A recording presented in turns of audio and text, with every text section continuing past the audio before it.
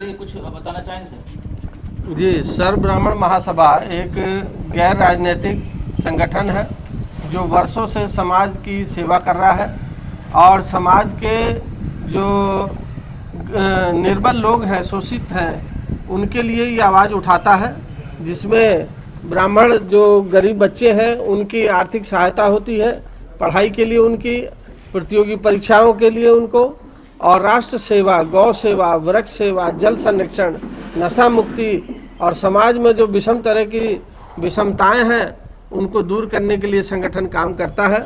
और बिहार के प्रदेश अध्यक्ष के रूप में जो ये आज का जो कार्यक्रम आयोजित किया हुआ है, इसमें एक युवाओं का एक ऐसा आह्वान किया गया है कि वे युवा आएँ और देश में जो हो रहा है घटना उससे जो है बिना प्रभावित हुए सत्य को उजागर करें, और इसी संदर्भ में आज का ये कार्यक्रम हो रहा है। सर्व ब्राह्मण महासभा सर, क्या उद्देश्य है इसको लेकर के? इससे ब्राह्मण समाज की क्या उत्थान होने वाली है? देखिए, मैं आपको बता दूं कि हमने जो है कई बार प्रधानमंत्री और राष्ट्रपति के माध्यम से पत्र डाल करके उनको ये बताया है कि आज भी ब्राह्मणों की जो बहुत सारी आबादी है वो गरीब रेखा के नीचे रह रही है और उनके ना तो जो है किसी तरह की उनको कोई विशेष सुविधा है, ना ही किसी प्रकार का कोई आरक्षण है। और यदि कहीं अगर इस तरीके से अगर वे भूले भटके यूनिवर्सिटियों में पहुंच जा रहे हैं तो यूजीसी जैसे एक्ट जो है उनको रोक रहे हैं। और हमने बिहार जो है ब्राह्मण आयोग के गठन के लिए माननीय मुख्यमंत्री जी को निवेदन किया है इसी संदर्भ में कि वो जांच करवाएं और वास्तविकता का पता लगाए कि ब्राह्मण वास्तव में किस हालत में अधिकांश ब्राह्मण रह रहे हैं। लगभग मैं मानता हूं कि अभी 70% के लगभग जो गांव की आबादी है वो लगभग अभी समझिए कि भूमिहीन है या काम करने के लिए बाहर प्रदेशों में जा रहे हैं। और मुझे तो कहने में मतलब काम है, काम के लिए कहने में कोई संकोच नहीं है, लेकिन आप जब बाहर के प्रदेशों में जाओगे तो बिहार की दुर्दशा आपको ऐसे दिखाई देगी कि बिहार के ब्राह्मण के लड़के सुलभ शौचालय में वो काम करते आपको मिलेंगे। ये हमारे लिए बड़ी दर्दनाक स्थिति है, बड़ी दयनीय स्थिति से हम लोग इससे रूबरू हो रहे हैं। इसलिए हमने माननीय मुख्यमंत्री से प्रार्थना की है कि वे बिहार ब्राह्मण आयोग का गठन करें और इसमें जो है पूरी तरीके से आयोग वो जो है पूरी रिपोर्ट उनको प्रस्तुत करे, सत्य उनको सामने आए और इनके पुनरुत्थान के लिए, इनके सहयोग के लिए कहीं न कहीं काम हो। सर, इसमें देखा जा रहा है ब्राह्मण के साथ कई जगह जो है लोग जो है ब्राह्मणवाद के खिलाफ नारे लगाने लगे बड़े बड़े मंचों पर जा करके, तो इसको कैसे देखते हैं? ऐसा है सर, मैं एक बात आपको बता देना चाहता हूं कि बौद्धिक रूप से ब्राह्मण सक्षम है इस समाज को आगे ले जाने में, और वे अराजक तत्व हैं जो समाज में इस तरह का उपद्रव फैलाना चाहते हैं। ब्राह्मणों के बिना जन्म से लेकर मरण तक कोई कार्य उनके बिना होता नहीं है, वो सब सच वो जानते हैं, लेकिन उसके बावजूद वो ओछी राजनीति करते हैं। ऐसे व्यक्ति को समाज देख रहा है, उनका राजनीतिक सामाजिक रूप से बहिष्कार हो जाएगा। और इस तरह ब्राह्मणों के खिलाफ बोलने वाले का ईश्वर भी भला नहीं करते, और आप खैर पब्लिक तो सब जानती है, वो तो छोड़ेगी ही नहीं। जेएनयू में जिस तरीके से ब्राह्मणवाद के नारे लगते हैं और अभी एक स्टेटमेंट आई कि सीता का पति नीता का पति का काम करते हैं, जिस तरीके से एक ब्राह्मणवाद को जो टारगेट करते हुए कहीं ना कहीं राम भगवान को टारगेट करके जो कॉमेडियन है, उस पर ब्राह्मण समाज की सोच क्या करती है?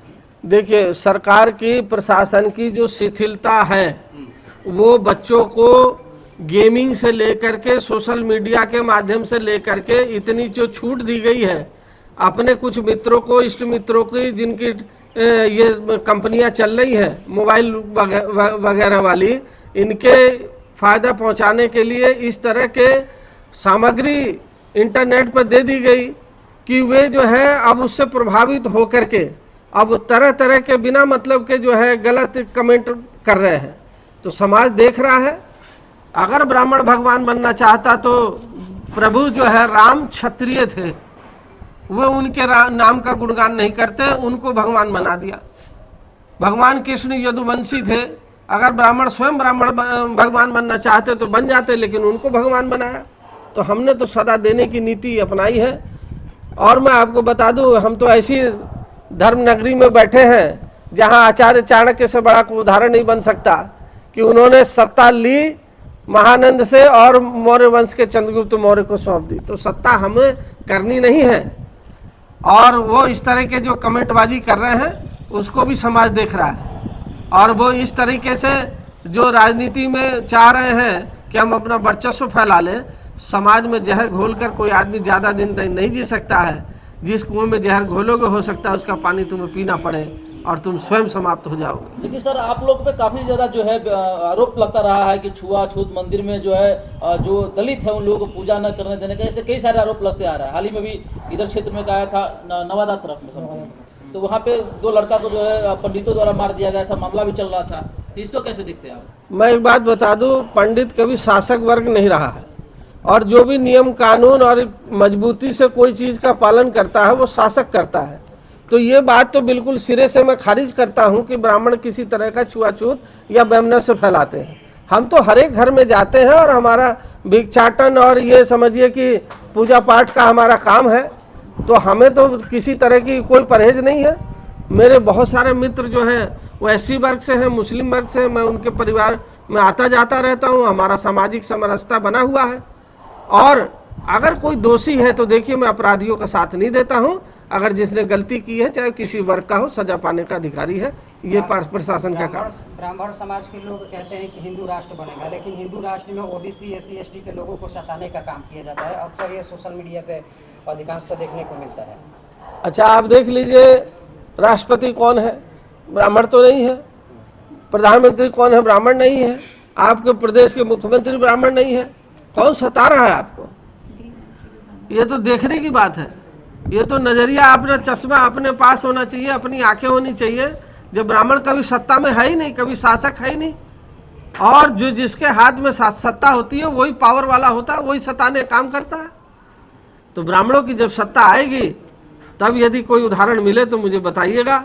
बहरहाल फिलहाल जो है ब्राह्मण तो किसी को सताने का कोई काम नहीं करता है। वे राम मंदिर वाला जिस तरीके से चंदा विवाद चला है उसमें ब्राह्मणों का बहुत सारे नाम आए। जी जी, कहा जाता है जो राम को लाए हैं वही राम को चंदा चुरा लिए। जी जी। अब इसके ऊपर क्या आपकी सोच है? अब मैं एक बात बता दूं आपको कि नाम जो है, बड़े नाम छूट गए और अमचे चमचे पकड़ लिए गए। तो अमचे चमचे अगर वो लोभ में, किसी लोभ में काम कर रहे हैं तो कानून अपना काम कर रहा है, उसको सजा देगा। लेकिन बड़े नाम छूट गए हैं, ये मैं आपसे कहना चाहता हूँ। हाँ, इसमें कुछ और लोग होने चाहिए। जब तक जिसके पास चाबी है वो तिजोरी की चाबी तिजोरी खोलेगा नहीं, तो किसी की हिम्मत नहीं जो तिजोरी से पैसा निकाल ले। बड़े नाम आपका किनकी तरफ इशारा जा रहा है? अब ये आप खुद समझदार हैं, मैं नाम नहीं लेना चाहता हूँ। वो बड़े बड़े लोग हैं, हो सकता है कि अगर मैं लूँ तो उनके शुभचिंतक मुझ पर यहाँ FIR करवा दें, लेकिन है। काफी लोगों का कहना होता है कि ब्राह्मण जो होते हैं हमारे देश के लिए अभिशाप होते हैं, क्या कहना? ये आप अपने मन से पूछें कि आपका जन्म हुआ होगा तो माताजी पिताजी ने ब्राह्मण को बुलवाया होगा, और जब तक घर का शुद्धिकरण नहीं होगा तब तक जो है शायद उस घर का पानी।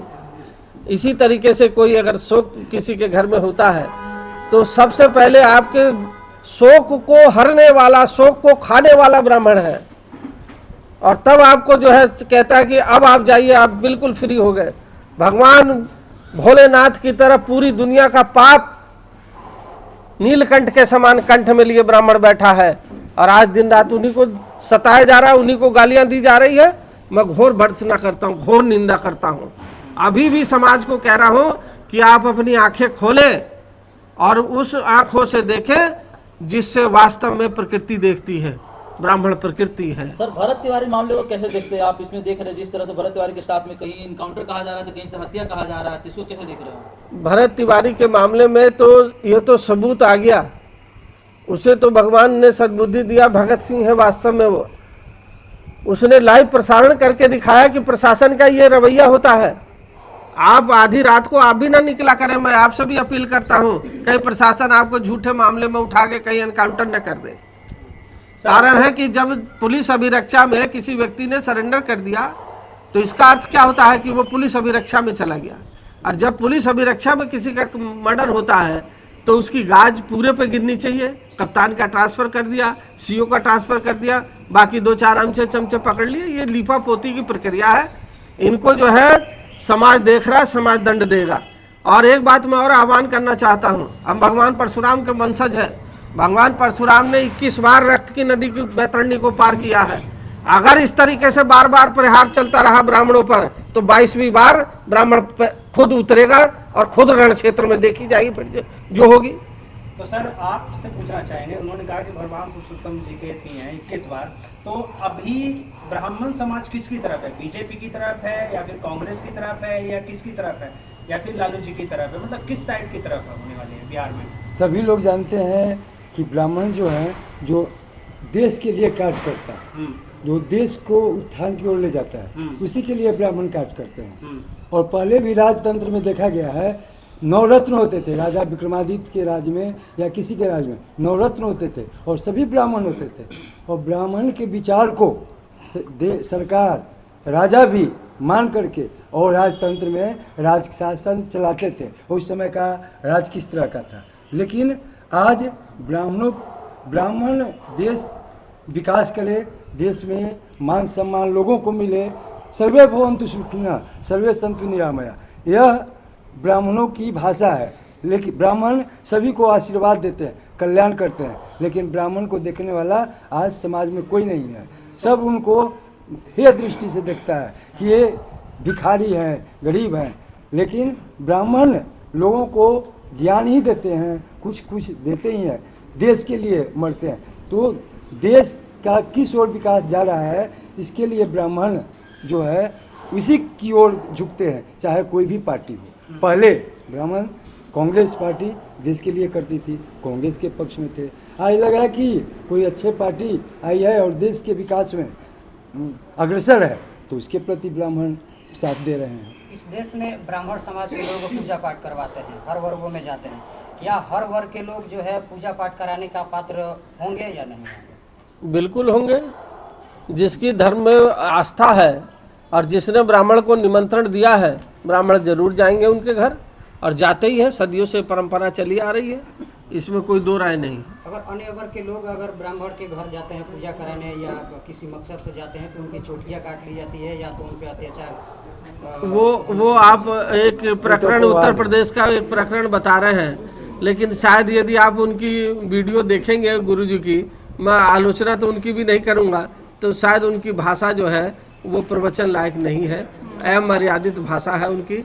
और वो उनका पैसे के लेन देन में झगड़ा हुआ था, जिसको जो है दूसरे रंग में रूप दे दिया गया। मैम कैसे बचा पाएंगे जो ब्राह्मण के साथ आज जो दुर्दशा हो रही है, कई जगह से प्रताड़ना झेलना पड़ रहा है, तो उसको कैसे संभाला जा सकता है?